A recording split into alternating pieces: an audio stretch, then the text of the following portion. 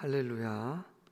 반갑습니다. 이렇게 손도 이렇게 들어주시는 서정자 권사님 감사하고 우리 뭐 역전의 용사라는 표현이 여기에 맞는지는 모르겠지만 우리 귀한 권사님들 집사님들 너무 반갑습니다.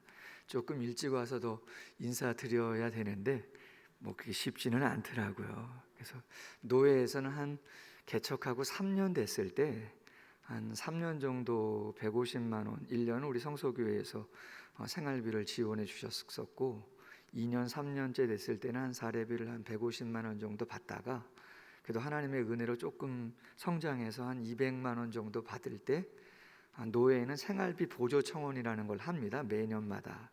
그럼 노예에서 한 3, 40만 원씩 이렇게 지원을 해 주시는데 솔직히 목사님 여기 계시지만 저희 수원 노예에 소속된 교회가 지금 한 104개 정도, 그 다음에 기도처라고 세례교인이 15명이 안 되는 교회를 기도처라고 하는데 가입 안 된 교회가 한 9교회 정도 있어요. 한 110교회 정도가 우리 노예 소속인데 지금도 한 60개 정도 교회는 미자립 교회입니다. 그 교회는 제가 한 개척하고 3년 정도 됐을 때 4년 차 때 한 200만 원 사례비를 받았는데 그 정도 받는 교회들이 아닌 곳이죠.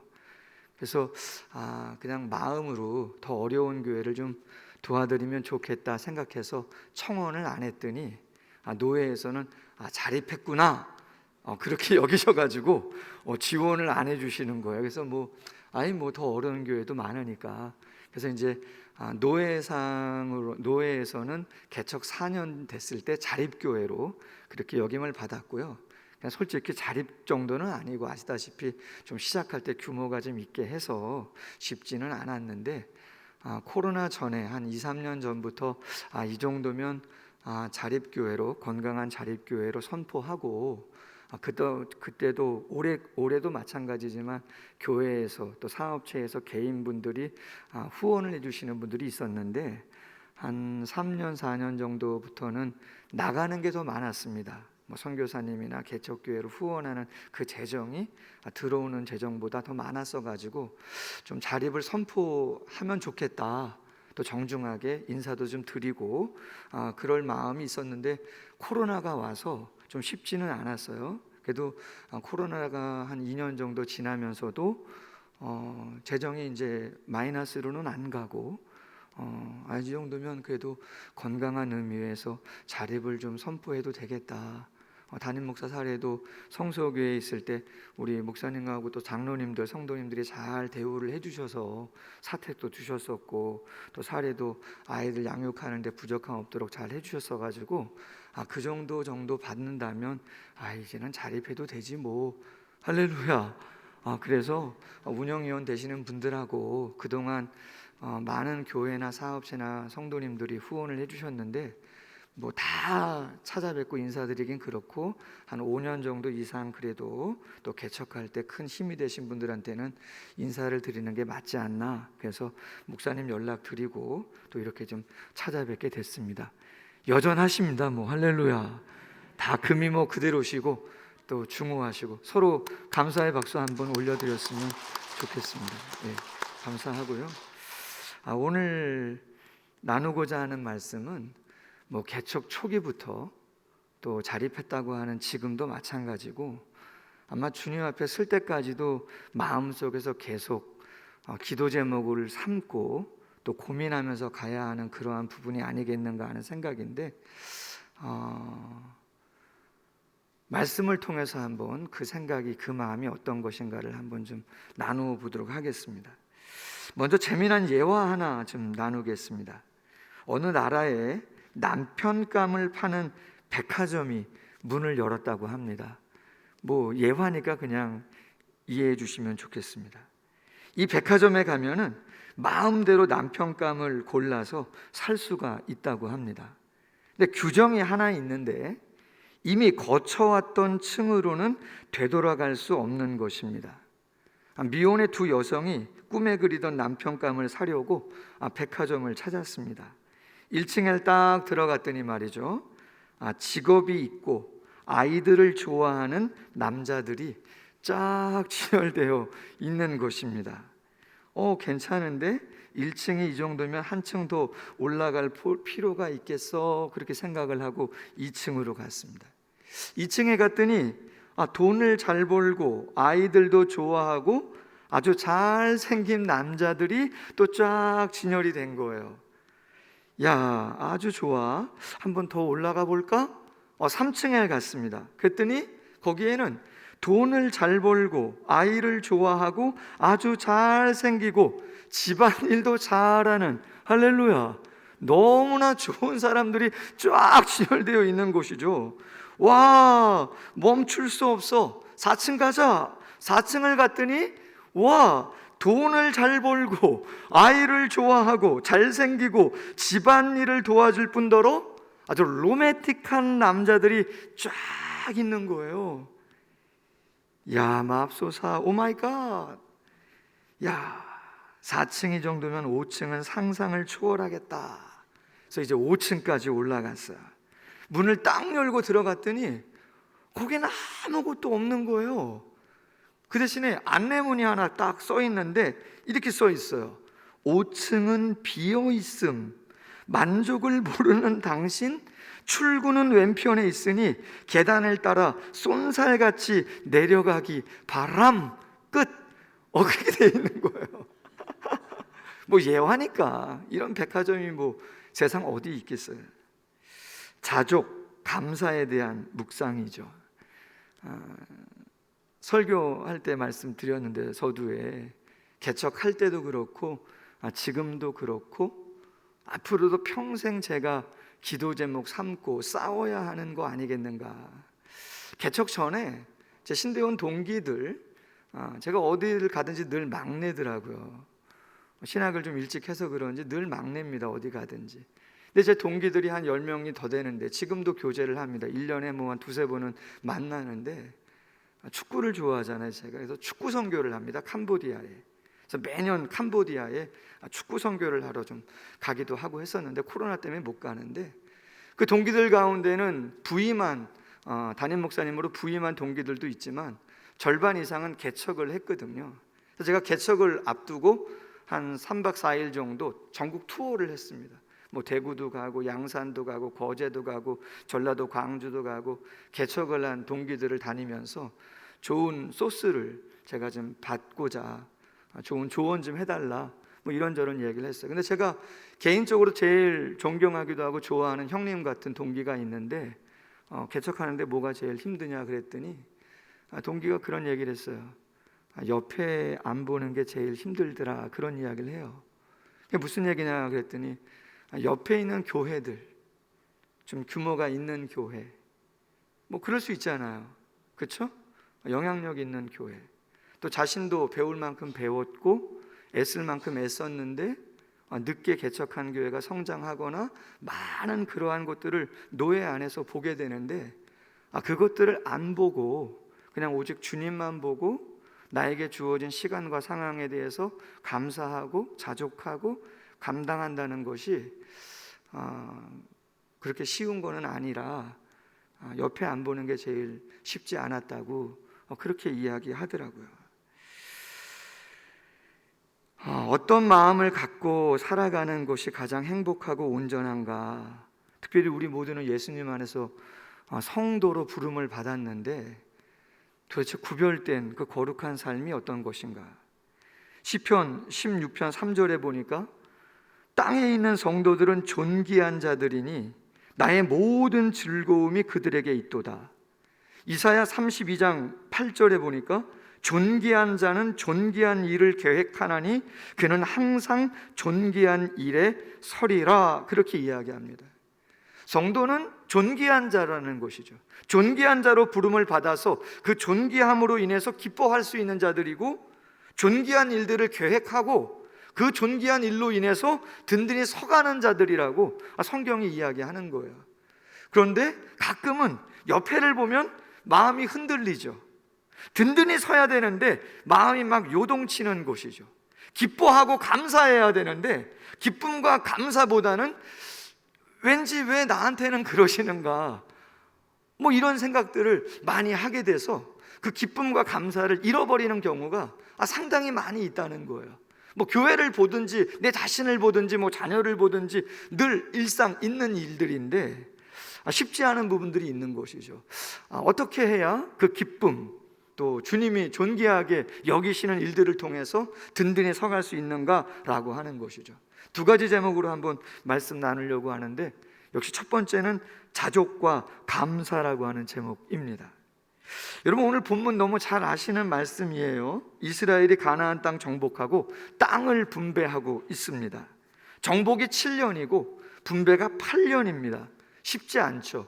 정복도 쉽지 않지만 그 땅을 나눠야 되는 것 또한 쉽지 않습니다. 왜냐하면 12지파가 내가 먼저 받았으면 하는 마음이 다 있잖아요. 내가 좀 더 넓고 비옥한 땅을 받고자 하는 마음은 뭐 다 똑같은 생각이기 때문에 그것을 불평 없이 불만 없이 나눈다는 것은 쉬운 일들이 아니죠. 자, 성경에 보니까 제일 먼저 받은 지파는 유다 지파다, 그렇게 돼 있어요. 두 번째 지파는 요셉 지파입니다. 요셉 지파는 에브라임과 므낫세 지파로 나누는데, 유다 지파는 남쪽에, 요셉 지파는 북쪽에. 제가 PPT 한 장 좀 부탁을 드렸는데, 오늘 본문의 주인공인 베냐민 지파도 땅을 받았어요.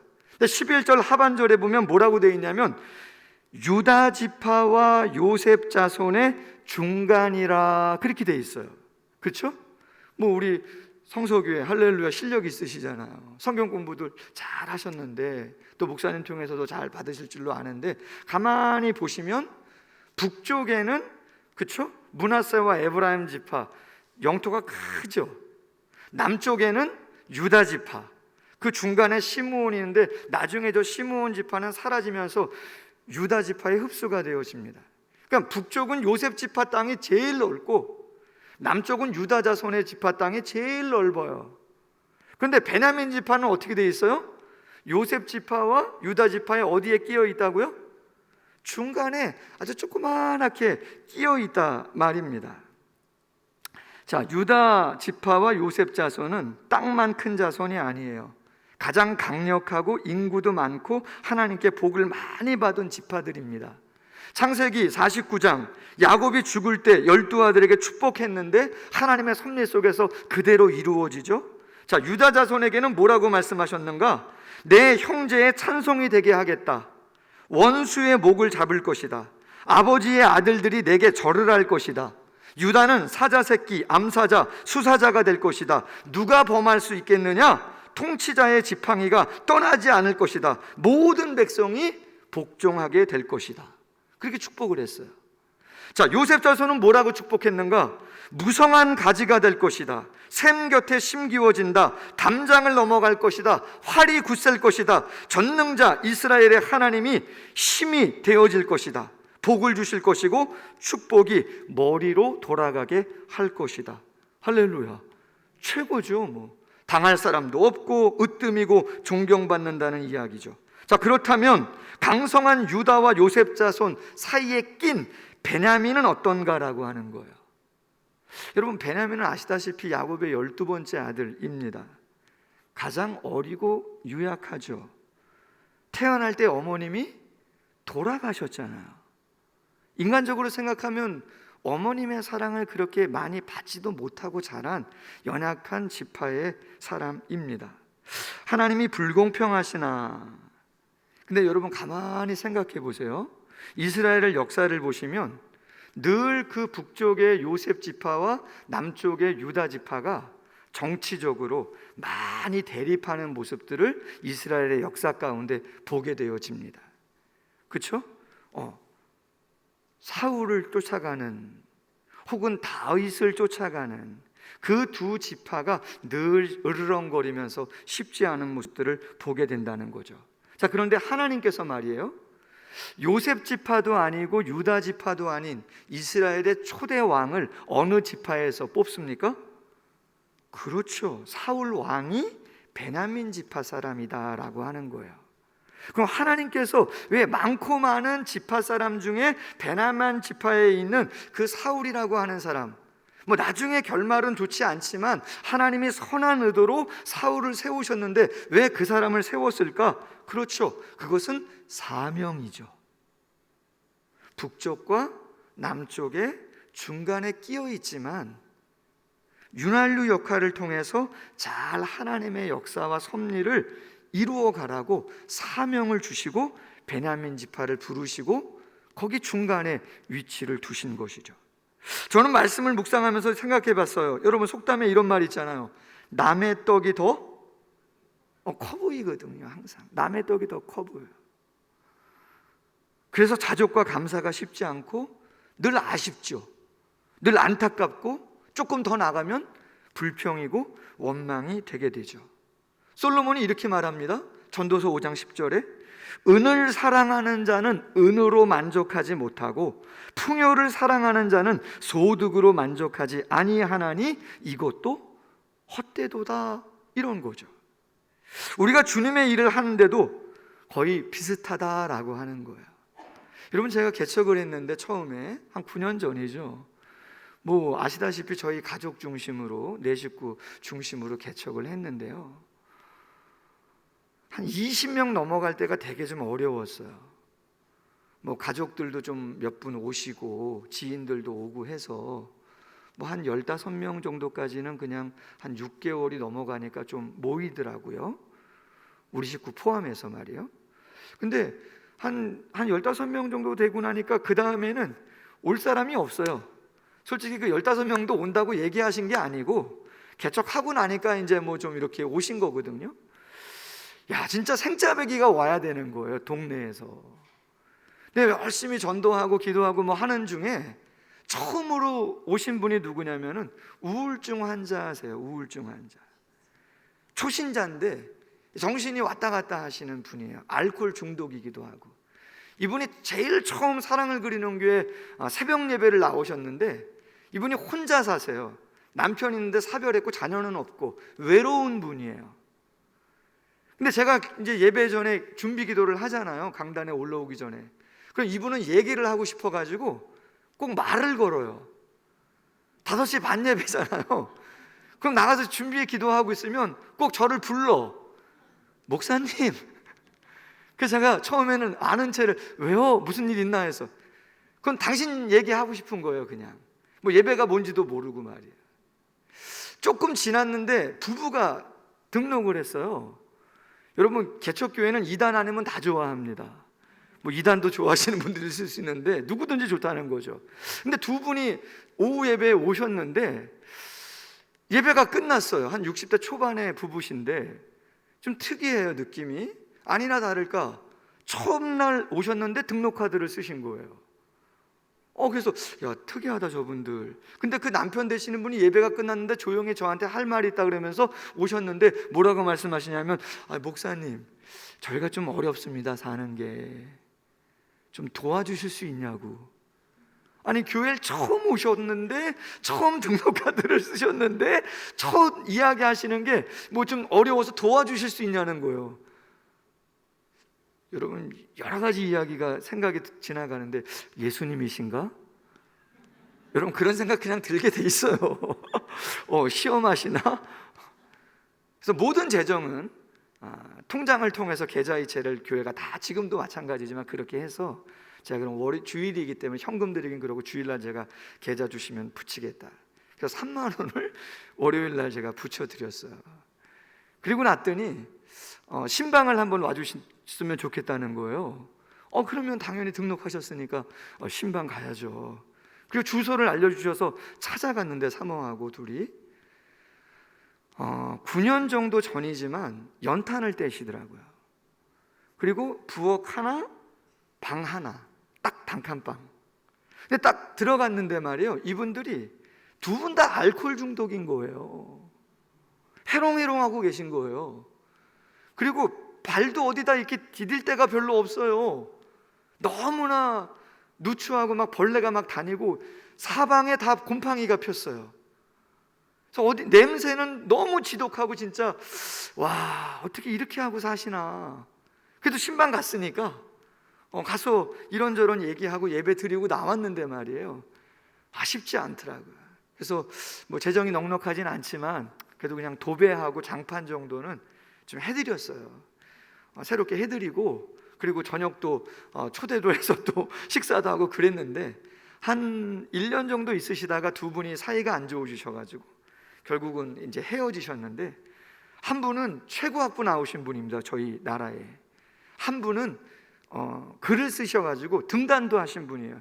솔직히 제가 믿겨지지가 않잖아요. 그래서 인터넷으로 진짜인가 딱 했더니요, 진짜 뜨더라고요. 얼굴하고 다 똑같아요.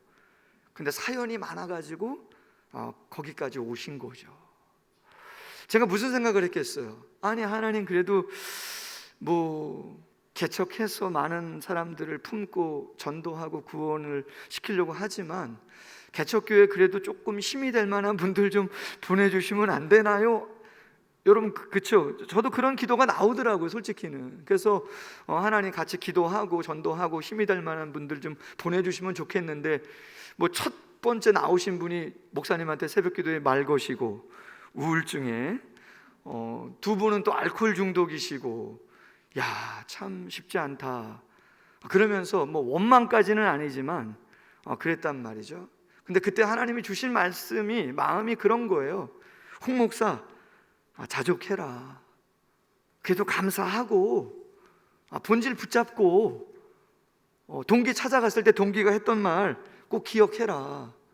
옆에 보지 말고 주어진 상황 인도하시는 대로 애쓰면서 가면은 걱정하지 말고 당신이 알아서 할 테니까 그냥 충성해라. 할렐루야. 좋은 의미로 그런 마음을 주시는 거죠. 그리고 그 마음 놓지 않으려고 뭐 기도 제목 다른 거 아니고 그런 기도 제목 갖고 기도한 것이죠. 디모데후서 2장 20절 이하 너무나 잘 아는 말씀이죠. 큰 집에 금그릇, 은그릇, 나무그릇, 질그릇, 귀에 쓰이는 것, 천에 쓰이는 것. 중요한 건 뭡니까? 그릇 자체보다도 누가 깨끗하게 하나님 앞에서 온전한 마음을 갖느냐, 그러면 하나님께서 알아서 존귀하고 귀하게 사용하시겠다라고 하는 것이죠. 할렐루야. 저도 주인공이 좋습니다, 솔직히는. 뭐 조연이 좋겠습니까? 엑스트라가 좋겠습니까? 주인공 되고 싶어 하죠. 창세기의 주인공 요셉 같죠. 출애굽기 정복시대 모세와 여호수아고, 사사시대의 주인공은 기드온이나 삼손이나 드보라 같은 사람들이죠. 근데 여러분, 이런 이름도 있잖아요. 헤스론, 람, 암미나답, 나손, 살몬. 무명의 사람들이잖아요. 그런데 우리 잘 아는 것처럼 마태복음 1장 족보에는 요셉도 안 나오죠. 모세나 여호수아도 없어요. 뭐 산손도 없어요. 그런데 거기에는 이런 무명의 사람의 이름들이 다 기록되어 있고, 심지어는 모압 여인 롯의 이름도 기록되어져 있습니다. 남편도 잃고 아들들도 다 잃고 저주받은 인생 같은. 그러나 하나님이 보실 때의 주인공은, 그렇죠, 모압 여인 롯인 거죠. 그가 살아있을 때 내가 주인공이다, 하나님이 나를 통해서 섭리하신다, 그런 거 생각 한 번이라도 했겠습니까? 한 번도 어떤 면에서는 생각하지 못하고 오직 하나님을 온전히 섬기고 부모에게 효해야겠다라고 하는 마음으로 최선을 다했겠죠. 그런데 천국에 가서 하나님께서 인류의 구원을 위해서 복음을, 성경을 기록하게 하셨는데, 쫙 읽다가 누구를 발견하겠어요? 자기 자신을 발견하게 되겠죠. 놀라겠죠. 하나님의 섭리고 하나님의 세상을 주관하시는 삶의 모습은 이런 것이구나 분명히 깨달았겠죠. 우리 모두 다 그런 거 아니겠는가 하는 생각을 해보게 되어집니다. 예전에 우리 성서교회 있을 때 지금도 뭐 새가족부 있으시죠? 도우미들 있으시죠? 요새 뭐 참 코로나라 교회들이 새가족들 등록하는 게 정말 쉽지는 않은데, 예전에 저도 성서교회에서 봉사할 때 새가족부 사역을 했었는데요. 그때는 1년에 한 2번 정도 새가족 환영회 같은 거를 이렇게 했었어요. 그래서 오신 분들 뭐 이렇게 초대해서 게임도 좀 하고 식사도 대접하고 중직자들도 좀 소개하고 뭐 이런 건데, 뭐 초청장 같은 거를 좀 만들었었거든요.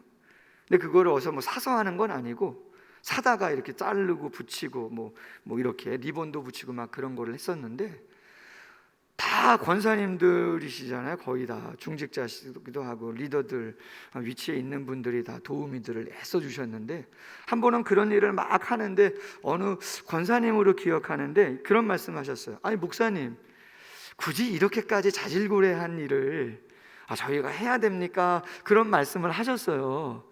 그래서 제가 그때 기억이 나요. 권사님, 지금 식면 드시죠? 새벽부터 동대문 가서 발품 팔아가지고 리본 하나 조금 더 좋은 거 붙이려고 애쓰고, 새벽에 여기 뭐 하나로나 아니면 가락시장 가가지고 장 봐다가 우리 권사님들 아침부터 그죠, 새벽부터 밥 해가지고 저녁 때 성도님들 새가족들 섬기니까 쉬운 일은 아닌데, 근데 그런 얘기 했어요. 드러나지는 않습니다. 솔직히 그런 일들이 시간을 그렇게 하루 종일 또 뭐 특성을 준비하고 뭐 리본을 붙이고 드러나지도 않아요. 솔직히는 피곤한 일들이죠. 그러나 그 하나하나를 감사로 알고 기쁨으로 알고 감당한다면 그 자체가 존귀한 것이고 하나님이 기뻐 받으시는 것인 줄로 믿습니다. 뭐 도시에 있든 시골에 있든 규모가 어떻든 오직 자족과 감사의 마음을 놓지 않고 최선을 다한다면 하나님은 그 순간의 헌신을 어떻게 사용하실지 모를 일인 것이죠. 바라기는 우리 성소교회 모든 사랑하는 성도님들이 진실로 자족과 감사를 통해서 존귀함으로 쓰임받는 모두가 되기를 소원합니다. 두 번째 제목은 좀 짧게 나누겠습니다. 하나님의 보호를 받는 자라고 하는 제목인데요, 참 재미있는 건요, 베냐민 지파가 받은 성읍의 수가 총 26개의 성읍입니다.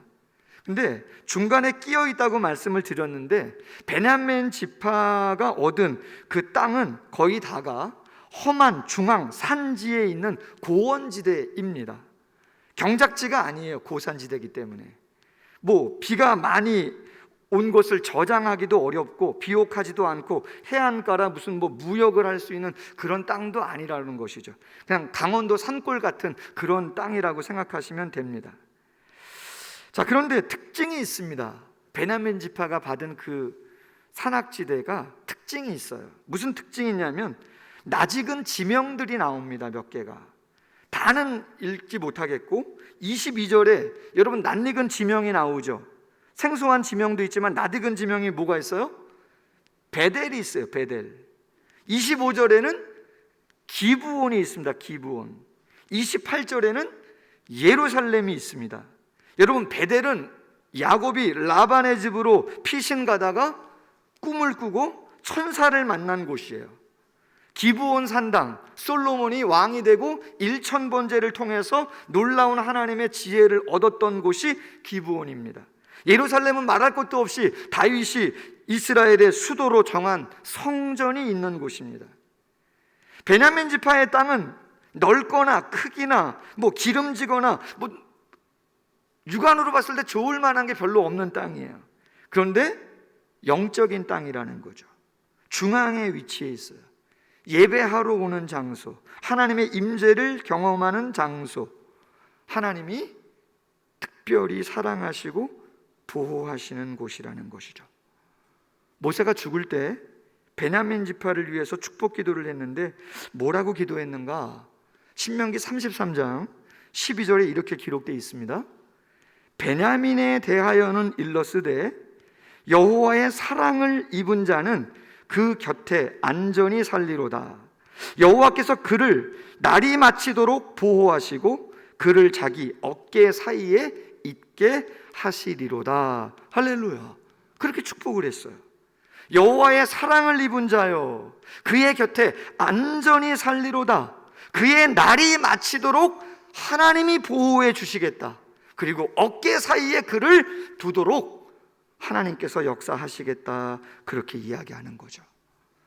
여러분, 존귀한 자는요 스스로 존귀한 자가 되는 것이 아니라 하나님이 보호하시고 높여주셔야 되는 줄로 믿습니다. 겉으로 보기에는 별것 아니라니까요. 기름지지도 않아요. 좋은 땅이 아니에요. 그러나 영적인 장소고 하나님이 의미를 부여하는 장소라는 것이죠. 내가 그럴 수 있구나. 내가 질그릇이고 나무 그릇이고 세상 사람들이 볼 때 별 볼 일 없는 것 같아도 자족하고 감사하는 마음으로 하나님의 기대를 기억하고 나에게 주어진 일 감당하면 하나님께서 보호하시고 높여주시고 어깨 사이에 있게 하셔서 든든히 지켜주시는 역사를 경험하게 되어진다. 할렐루야. 다른 게 없는 것이죠. 마지막으로 잠언서 30장 24절에 보면 이런 말씀이 있어요. 땅에 가장 작고도 지혜로운 것 넷이 있다. 그 중에 약한 종류로 돼 집을 바위 사이에 짓는 사반을 보라. 사반, 너구리, 토끼 종류예요. 아주 연약한 거죠. 맹수에 비하면 너무 작고 연약해요. 근데 지혜롭다는 거죠. 왜? 집을 어디에 두었다고요? 바위 사이에 두었다는 거예요. 아무리 맹수가 사반을 잡아먹으려고 온다 할지라도 바위 사이에 쏙 들어가 있으면 어떤 거예요? 할렐루야, 안전한 것인 줄로 믿습니다. 모르겠습니다. 오늘 이 방송이 유튜브로 되나 모르겠어요. 실시간으로 되는지 모르겠지만 기저질환이 있으시거나 어려우신 분들은 예배당 오시기가 쉽지 않죠. 이해할 수 있습니다. 저희 교회도 코로나 이후에 교회 한 번도 못 오시는 권사님 또 집사님들도 저희 교회도 계시거든요. 그러나 이렇게 현장에 오셔서 예배하는 분들 대단합니다. 할렐루야. 바라기는 하나님이 역사하시고 섭리하는 거지만 바라는 마음은 하나님께서 생명싸개로 우리 성도님들 보호해 주시기를 원합니다.